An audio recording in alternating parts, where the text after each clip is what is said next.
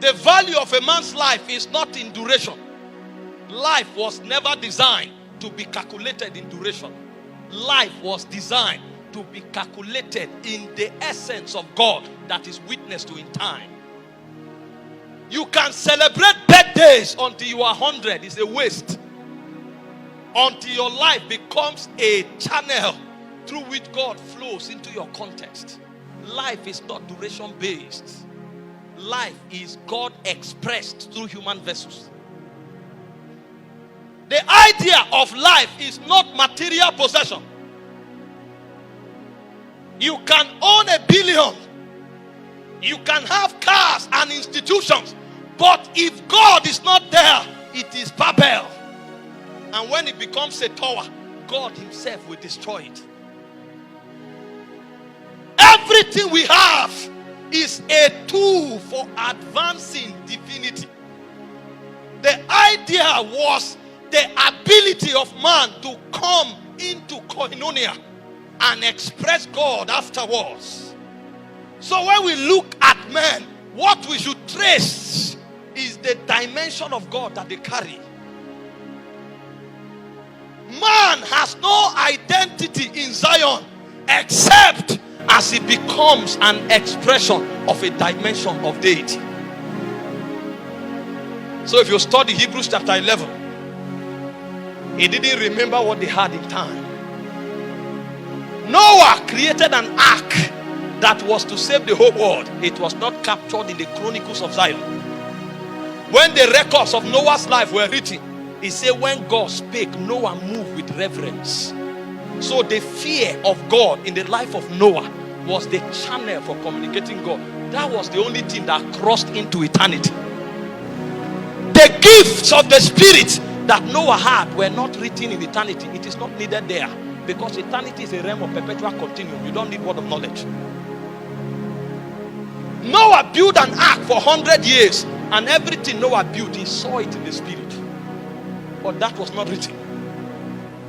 The only thing that was captured was the fear of God. Because that fear of God was what captured the dimension of God that Noah represented in time. The Bible said in Genesis 24 from verse 1 that Abraham was old and well stricken in age, and the Lord had blessed him in all things. That is mortal record.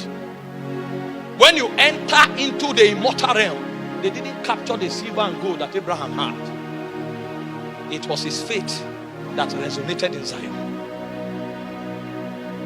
It was his faith. That was the only thing that resonated in Zion.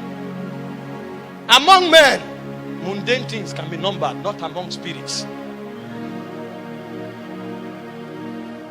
You know, you can be fair, and then it's priority. That is in time. When we enter Zion, we'll be clothed with light. So you will not know who was black or who was fair. So if you lived your life about your skin, you wasted. Because when you appear in Zion, they will check you.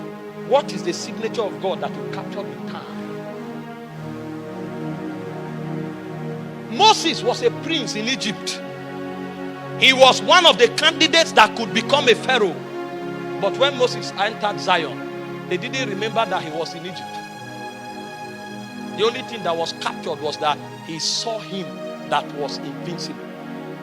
And when he was come of age, he refused to be called the son of Pharaoh's daughter, choosing rather to suffer affliction with the people of God than the pleasures of Egypt, which is for a season, because he saw him that was invincible. So the life of Moses was a definition of faithfulness and perpetual obedience. So when we say glory, we are actually trying to troubleshoot the meaning of life.